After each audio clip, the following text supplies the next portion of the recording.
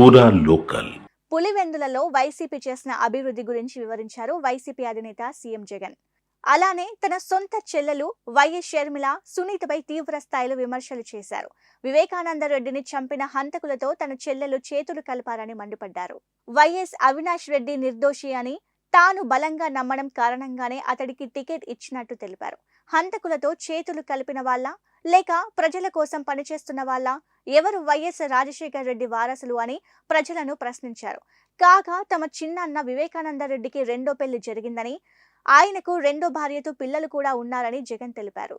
Pulivendula, Kadapa, Rayalaseema, YSR, YS Jagan ఇవన్నీ మనసున్న మన పేర్లు కాదు అని అడుగుతా ఉన్నాను. ఈ పేర్లను చెరిపేయాలనుకునేవారు ఎన్నటికీ మనకు ఈ రాష్ట్రానికి కూడా వ్యతిరేకులే అని గమనించాల్సిందిగా మీ అందరితోనూ కూడా కోరుతా ఉన్నాను.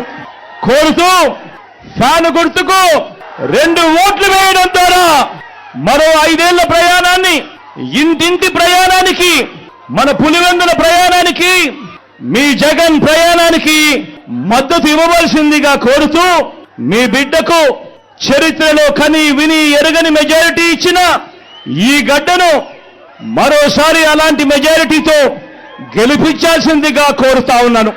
అలాగే అవినాష్ను కూడా అంతే ఆప్యాయతతో అలాంటి గొప్ప మెజారిటీతో గెలిపించాల్సిందిగా కూడా కోరుతూ, మీ చల్లని దీవెనలు, మీ చల్లని ఆశీస్సులు, ఆ దేవుడు దయ ఎల్లప్పుడూ మీ బిడ్డకు ఉండాలి అని చెప్పి మనసారా కూడా ప్రార్థిస్తూ, మీ ఆప్యాయతలకు, మీ ప్రేమానురాగాలకు మరొక్కసారి 2 చేతులు జోడించి పేరు పేరున హృదయపూర్వకంగా కృతజ్ఞతలు